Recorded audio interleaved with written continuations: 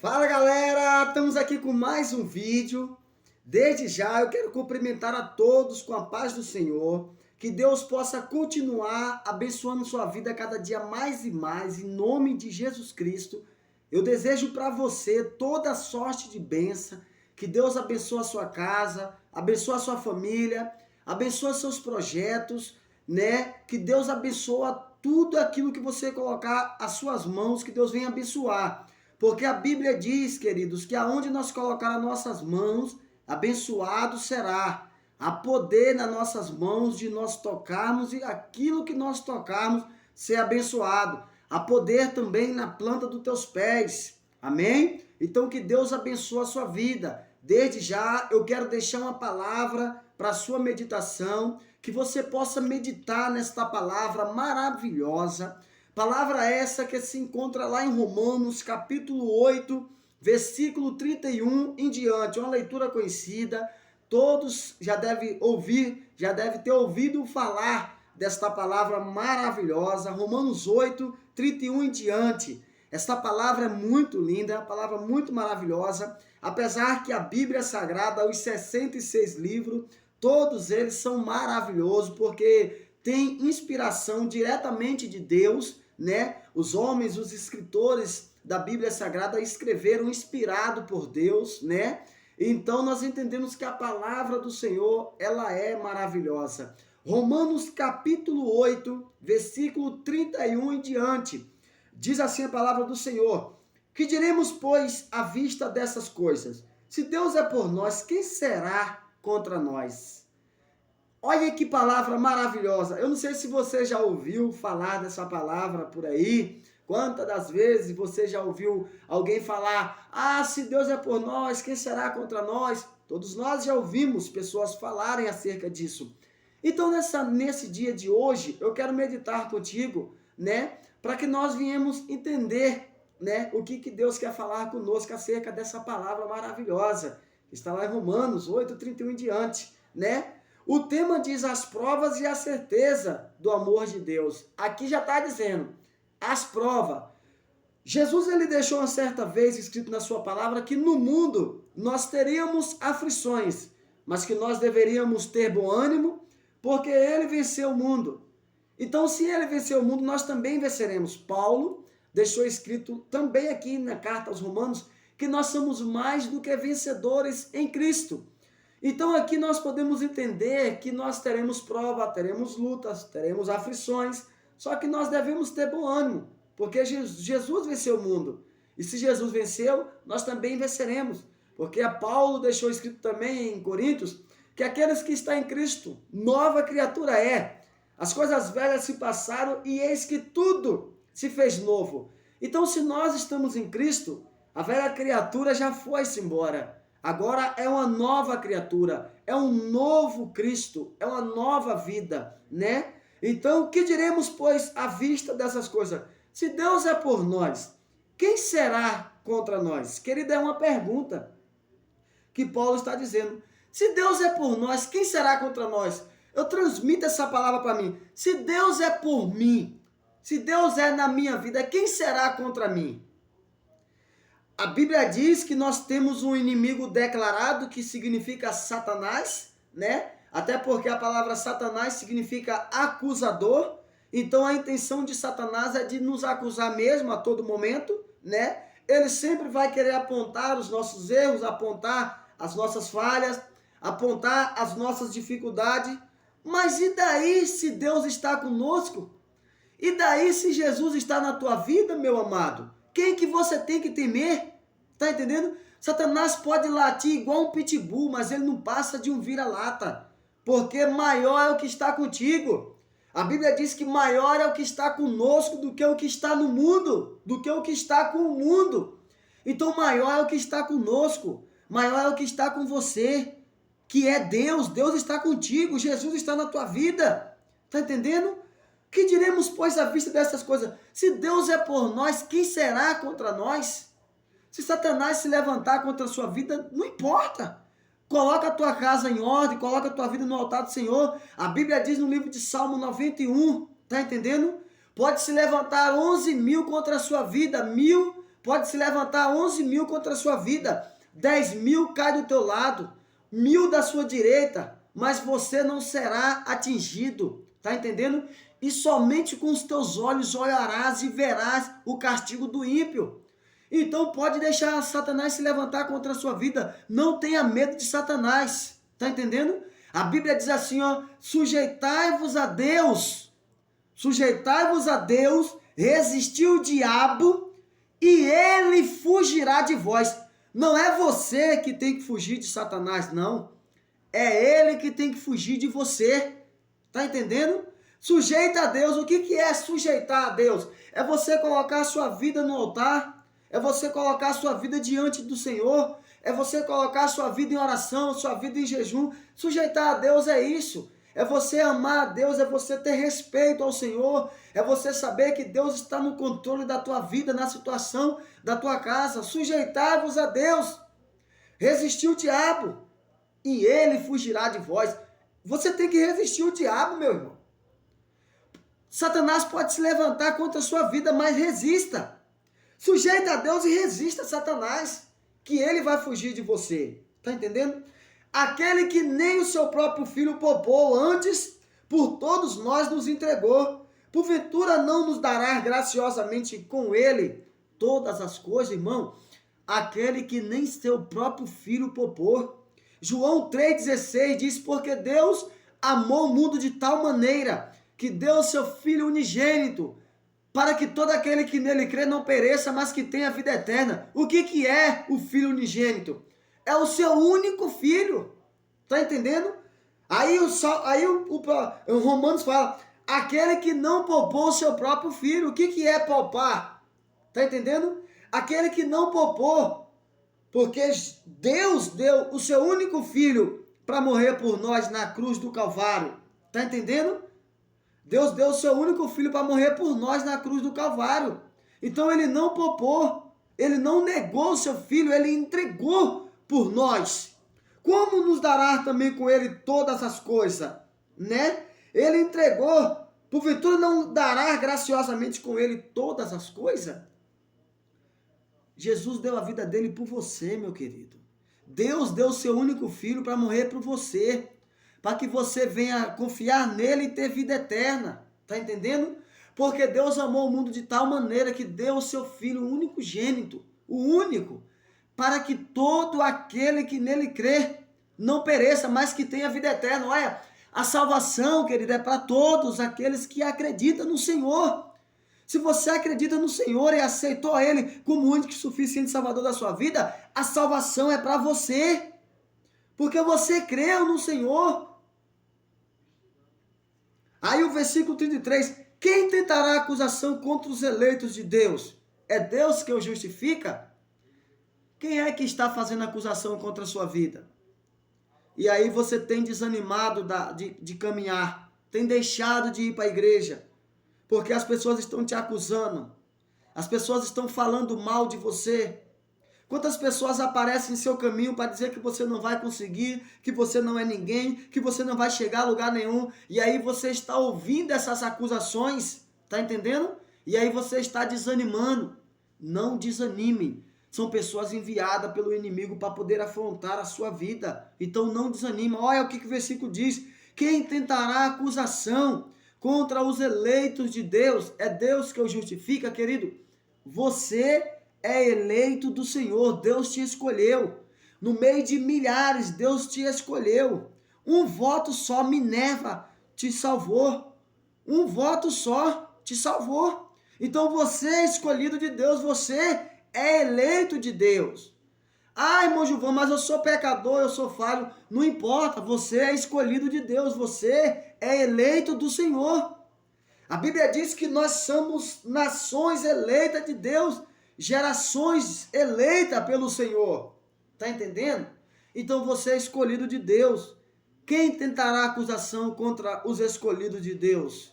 É Deus quem os justifica. Não queira se justificar diante dos homens, não queira. Deixa que o próprio Deus vai te justificar. Tá entendendo? Deixa que o próprio Deus vai fazer justiça ao teu favor. Não faça justiça com as próprias mãos.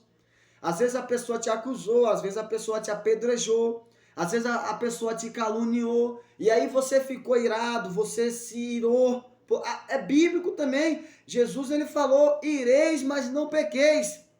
A ira, querida, é do ser humano mesmo, só não pode pecar. Você tem se irado, só não peque. Só não queira fazer justiça com as suas próprias mãos, porque a Bíblia diz que do Senhor é a guerra. Do Senhor é a guerra, do Senhor é a batalha. A Bíblia diz: nesta peleja não tereis que pelejar, porque o Senhor pelejará por vós. Então esta peleja não é sua, essa peleja é do Senhor. Deixa que Deus vai fazer justiça ao teu favor. Entrega na mão do Senhor e deixa Deus trabalhar. Confia nele, porque o mais ele vai fazer na tua vida. Versículo 34. Quem os condenará? É Cristo Jesus que morreu, ou antes que ressuscitou, ou o qual está à direita de Deus e também intercede por nós. Sabe quem é que intercede por você? É Jesus, é o único. Ele é o único que pode interceder pela sua vida, é o único. Tá entendendo? Não existe ser humano nenhum que possa ter a capacidade de interceder por você e te salvar. Não existe ser humano nenhum. O único que vai interceder pela sua vida, para que você venha ser salvo, é só Jesus Cristo. E se você parar para analisar, a Bíblia diz também que o Espírito Santo de Deus intercede por nós com gemidos inexprimíveis. Então é uma missão do Espírito Santo interceder por você. É a missão de Jesus interceder por você.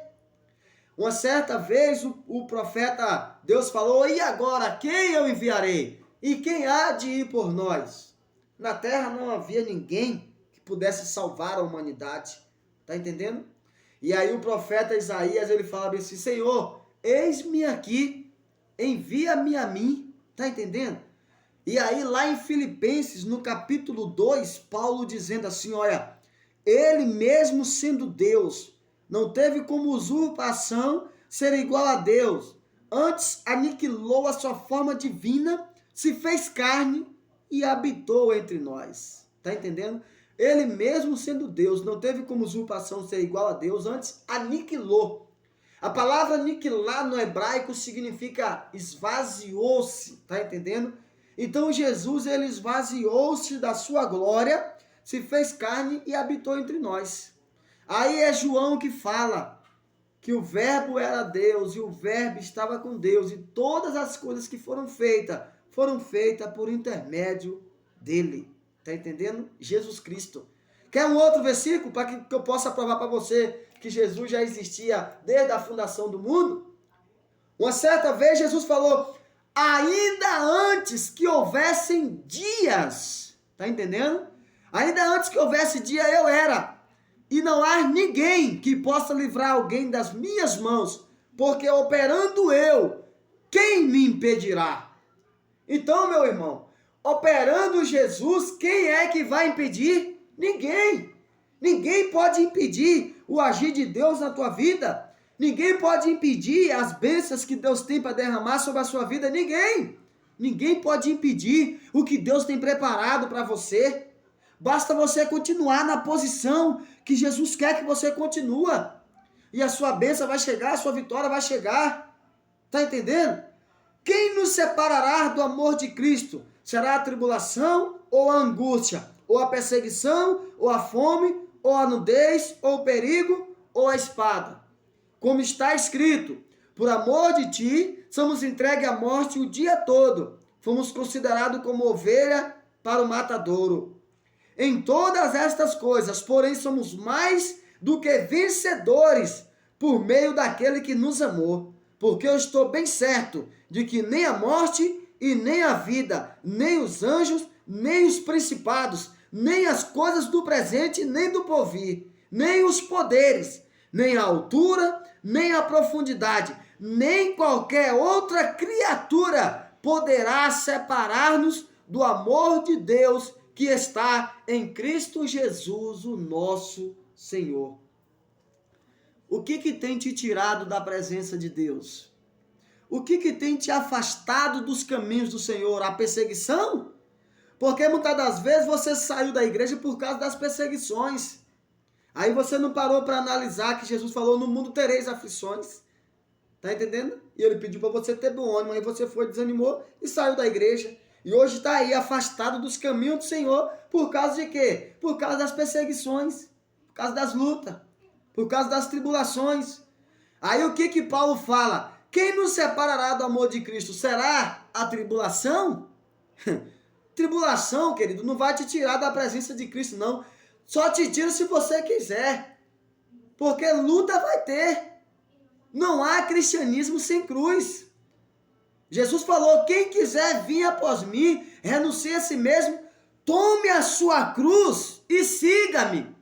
Então não há cristianismo sem cruz, não há uma vida com Cristo se não tiver dificuldade, se não tiver luta, se não tiver perseguição, se não tiver humilhação. Vai ter. Só que você tem que continuar firme nas promessas do Senhor. Tá entendendo? Será a tribulação ou a angústia? Será a perseguição que vai me separar do amor de Cristo? Será a fome que vai me separar do amor de Cristo? Ou a nudez? Ou o perigo? Ou a espada? O que vai me separar do amor de Cristo? O que vai me separar do amor de Deus que está em Cristo Jesus, o nosso Senhor? O que vai te separar? Agora eu tenho aqui um versículo da Bíblia que vai mostrar para você o que vai te separar. O apóstolo Paulo falou: em todas essas coisas, porém, somos mais do que vencedores. Nada nos separará do amor de Deus que está em Cristo Jesus, o nosso Senhor. Nada. Ele falou que nada disso vai nos separar. Só que quando ele fala nada nos separará, aqui não está na lista aqui um tipo de erro, um tipo de pecado que pode te separar. Tem uma base bíblica e vou te mostrar. Paulo não falou aqui sobre a mentira. Tá entendendo? Sobre a iniquidade, o pecado. Tá entendendo? A única coisa que te separa de Deus é só o pecado. Tá entendendo? Lá no livro de Isaías fala que o que faz separação entre o homem e Deus é o pecado, é a iniquidade. Isso é a única coisa que vai te separar do amor de Deus que está em Cristo Jesus, o nosso Senhor. Só o pecado. Tá entendendo? Só o pecado. E tem pessoas que falam assim, ó. Tem um hino que fala assim, ó. Todo dia o pecado vem e me chama. Todo dia as propostas vêm. Mas eu escolho Deus. Eu escolho ser amigo de Deus. Eu escolho Cristo todo dia. Já não vivo a minha vida, agora vivo a vida de Deus. Mas eu escolho Deus. Eu escolho ser amigo de Deus. Eu escolho Cristo todo dia. Já morri para minha vida, agora vivo a vida de Deus. Ó. Então, é só o pecado que vai fazer separação entre Deus e o homem. Tá entendendo? Por quê? Porque o Espírito Santo, meu querido, ele é santo. E ele não compactua com o pecado. Tá entendendo? O nome já diz Espírito Santo. Porque o Espírito de Deus, ele é um espírito separado. Deus não se mistura. Tá entendendo? A palavra santo significa separado. Por isso que Deus falou: sede santo, porque eu sou santo. Deus quis dizer: sede separado, porque eu sou separado. Todo dia o pecado vem e te chama. Mas você tem que escolher. Ou você escolhe o pecado, ou você escolhe Deus. Faça como Kleber Lucas. Kleber Lucas falou: eu escolho Deus. Escolha Deus também. Amém? Que Deus em Cristo te abençoe, em nome de Jesus.